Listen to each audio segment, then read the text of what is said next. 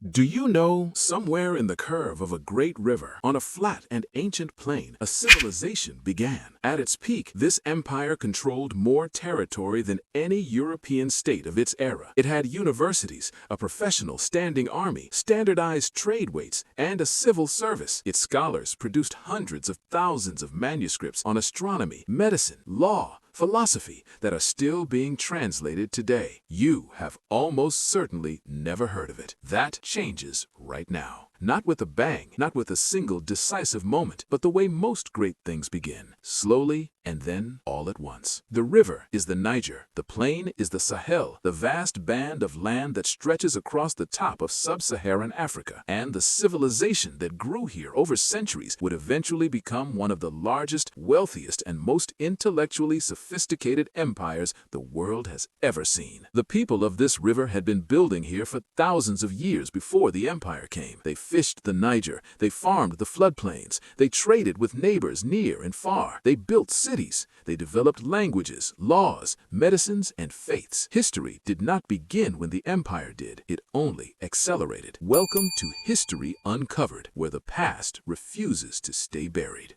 This is West Africa in the year 1500, roughly the midpoint of the Songhai Empire's peak era. What you're seeing in amber is the territory under Songhai control at its height, 1.4 million square kilometers. Not a small principality, not a regional power, a continental empire. Now let me give you a comparison that I think will surprise you. France, Spain, England, Germany, Italy, every major European power of the same era, side by side, at scale, fits within Songhai's borders. Let that land for a moment. In 1500, while Leonardo da Vinci was painting in Florence and Columbus was making his second voyage across the Atlantic, the largest political entity in the known Western world was not in Europe at all. It was here, in West Africa, on the bend of a river that most Europeans had never heard of. And yet, if you went to school in Europe, North America, Australia,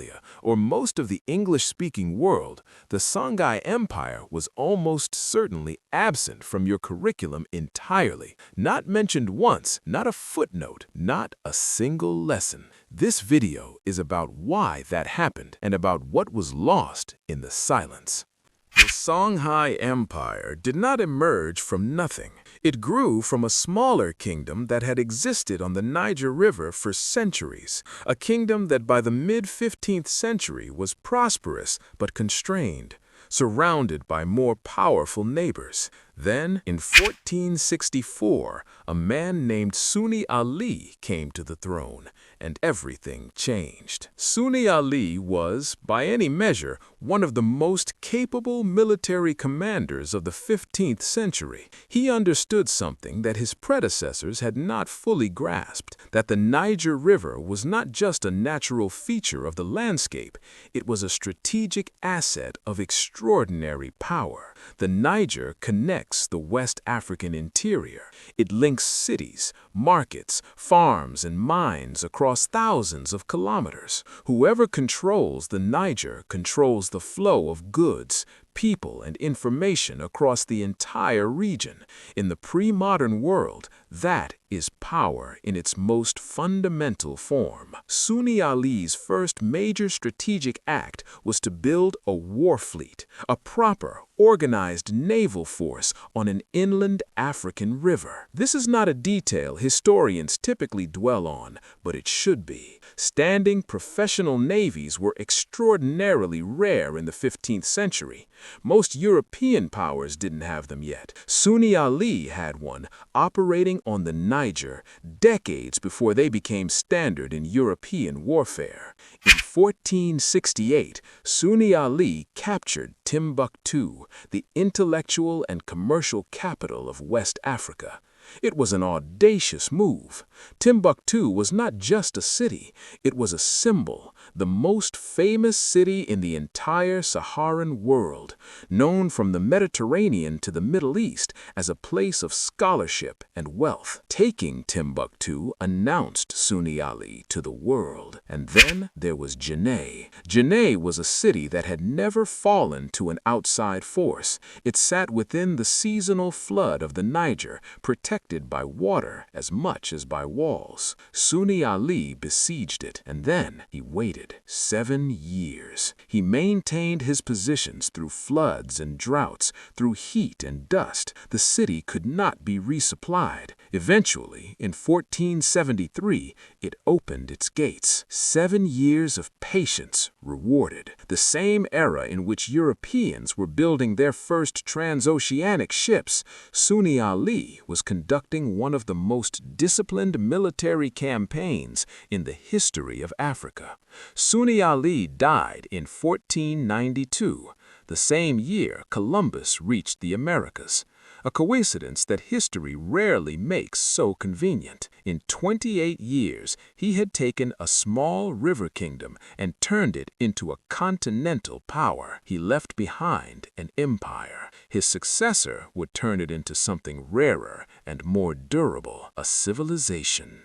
I want to begin this section by asking you to forget a word. The word is Timbuktu, or rather, forget what you think it means. Because in English, Timbuktu has become a synonym for nowhere, a joke about remoteness. If something is in Timbuktu, it is unreachably far away. It is the edge of the known world. This is, historically speaking, almost perfectly backwards. At its height, Timbuktu had a population of around 100,000 people. To give that some context, London at the same period had roughly 50,000, Paris around 150,000. Timbuktu was one of the largest cities on earth, a place where merchants came from North Africa, the Middle East, and across sub-Saharan Africa to trade, study, and conduct business. It was not the edge of the world. It was the center of a world, a different world than the one European maps were drawing. Timbuktu had 3 universities. The most famous, the Songhai Mosque, was not simply a place of worship. It was a functioning institution of higher learning, with a curriculum spanning multiple disciplines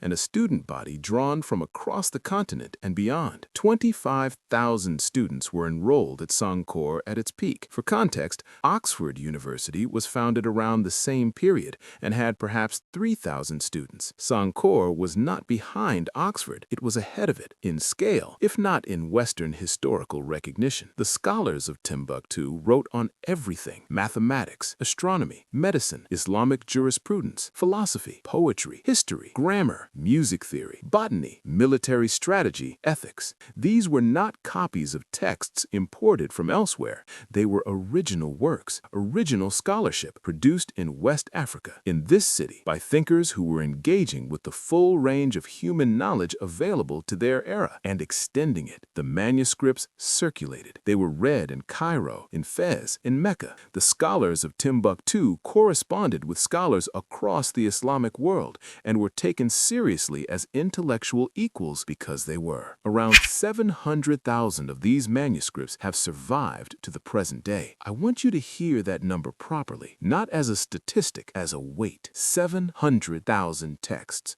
written, copied, preserved, and hidden across centuries by people who understood that what they were protecting was irreplaceable. Scholars are still working through them. In 2024, there are researchers in Timbuktu, in universities across West Africa and Europe and North America, who are translating manuscripts that have not been read in hundreds of years. We are still, right now, in the present tense, discovering what the people of this empire knew and thought and created. The Alexandria Library, whose burning we treat as one of history's great tragedies, is thought to have held perhaps 700,000 scrolls at its peak. Timbuktu's archive survived. Imperfectly, partially, but survived. And we are not treating it as one of history's great treasures because we were never taught that it existed. Sunni Ali was a military genius. He built the empire by force of will and strategic brilliance. But empires built by force alone rarely last. They require institutions, systems, people who know how to administer what the soldiers have won. Askia Muhammad, who came to power in 1493, 1 year after Sunni Ali's death, was that person. He is less famous than Sunni Ali in the popular imagination, which is partly a function of how history tends to favor warriors over administrators. But in terms of what he actually built and what has endured, Askia the Great may have been the more consequential figure. Askia standardized weights and measures across the empire, something Rome, often held up as the gold standard of ancient administration, took centuries longer to achieve across comparable territory. He created a professional civil service, appointed officials accountable to the center with defined responsibilities and defined limits. This is not a trivial achievement. Governing 1.4 million square kilometers with 15th century communication technology requires exactly this kind of institutional design. He reformed the tax system to make it more consistent and less exploitative. He built and maintained roads. He established a functioning system of courts, separate from the military, where disputes could be resolved by law rather than power. In 1496, Askia made the pilgrimage to Mecca. This was, on the surface, a religious obligation, but it was equally a diplomatic mission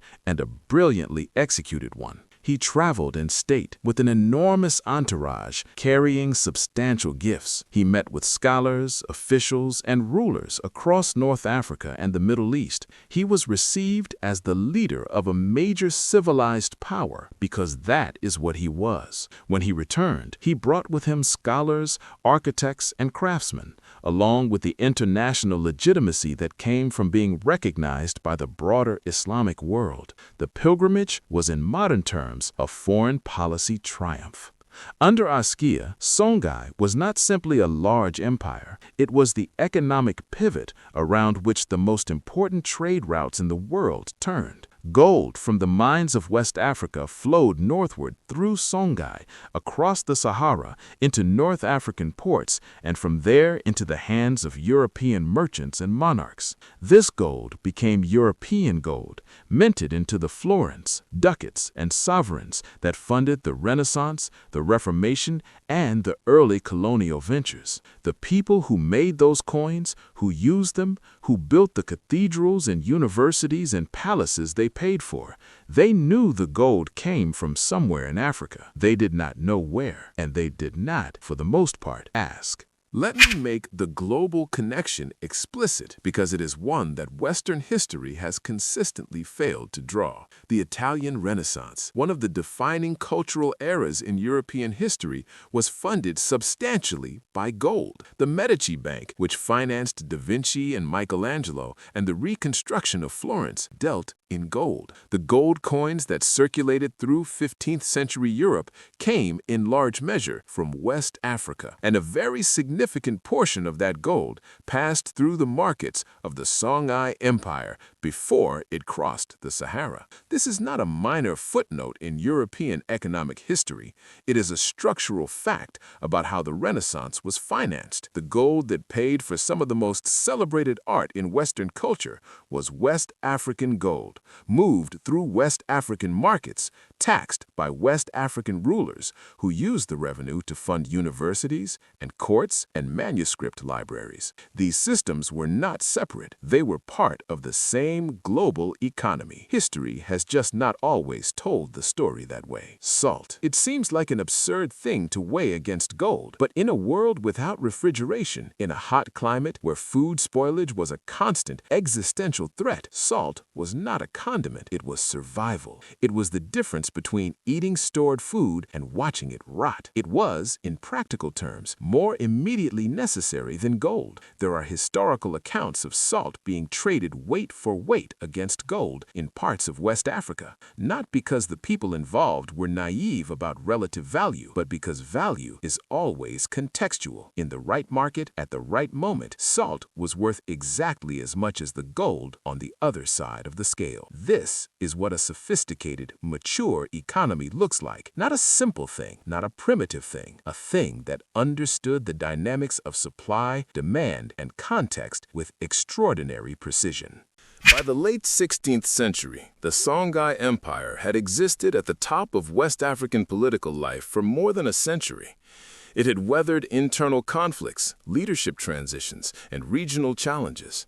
It had proved repeatedly that it was durable. But in 1591, a threat arrived that it had not prepared for. A Moroccan army, under the command of Judar Pasha, crossed the Sahara. It was a smaller force than Songhai's, far smaller, but it was equipped with muskets and cannons in significant number. Songhai's forces were not. Songhai's forces were routed at Tondibi. The empire, which had stood for more than a century as the dominant power in West Africa, fractured within years into successor states. A century of stability ended in a single afternoon. And here is where I need to stop and push back on the way this story is usually told, because the fall of Songhai is frequently presented in the limited coverage it receives as evidence of something, as confirmation of a narrative about African civilizations being inherently fragile or less advanced or unable to sustain themselves. This is a profound misreading of what actually happened. The same technology gap,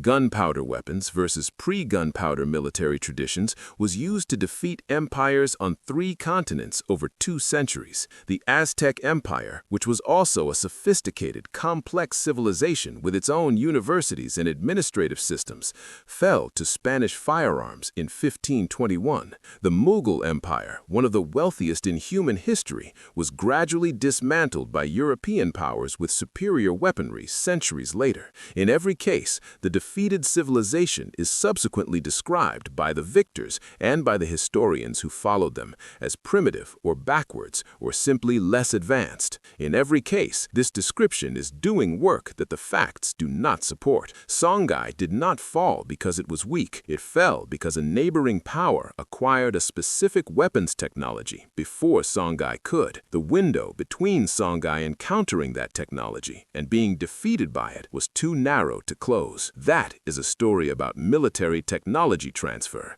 It is not a story about the relative sophistication of civilizations. After Tondibi, the Moroccan army occupied Timbuktu. They looted the city. They imprisoned or expelled many of the scholars. The great institutions of learning that had made the city famous were dismantled or went underground. But the manuscripts, the 700,000 texts that represented centuries of accumulated knowledge, were not simply left to be taken. The people of Timbuktu hid the manuscripts. They wrapped them in cloth, sealed them in leather, buried them beneath floors, concealed them behind walls, carried them into the desert. Entire libraries were hidden, location by location, family by family, over a period of years. This was an act of extraordinary collective courage and foresight. These people were living through an invasion and an occupation. They were protecting texts many of them could not read, in a language not their own, because they understood that the texts mattered, that they represented something that must not be lost. That foresight saved them. Not all of them. Some were destroyed. Some were lost in the desert. Some were taken across the Sahara and have never been recovered. But hundreds of thousands survived. They were passed down through families, hidden and maintained across generations for 4 centuries, until the world was ready to receive them again. The Ahmed Baba Institute, named for the greatest scholar Timbuktu produced, a man who was imprisoned and exiled after Tondibi, but continued to write and teach in exile until his death, is the primary institution now working to preserve, digitize, and translate what remains. So why weren't you taught about the Songhai Empire? The honest, documented answer is that the academic frameworks that shaped Western education in the 18th and 19th centuries were not politically neutral. They were built during and after a period of European colonial expansion by scholars who had, consciously or not, a stake in presenting the history of colonized peoples as shorter, simpler, and less significant than their own. Some of these scholars stated this explicitly. The philosopher Hegel wrote in the 19th century that Africa had no history worth the name, that African peoples had contributed nothing to what he called world historical development. This was not a fringe view, it was an academic consensus, and it shaped what was taught in schools and universities across the English-speaking world for the next 100 years. The Songhai Empire had 25,000 students at one university. It had a professional civil service and a standing navy. Its gold funded the Italian Renaissance. Its people, facing invasion and occupation, hid 700,000 manuscripts in the earth and passed them down through 4 centuries so that we could find them today. That is not a civilization without history. That is a civilization whose history was deliberately not taught. The difference matters, because one is a statement about the past, and the other is a statement about the present, about what we choose to include, what we choose to exclude, and what we lose when the stories we tell about human achievement are incomplete. History is larger than what any single curriculum taught you. The Songhai Empire is one proof of that. There are dozens more. If you want to find them, subscribe. We're just getting started.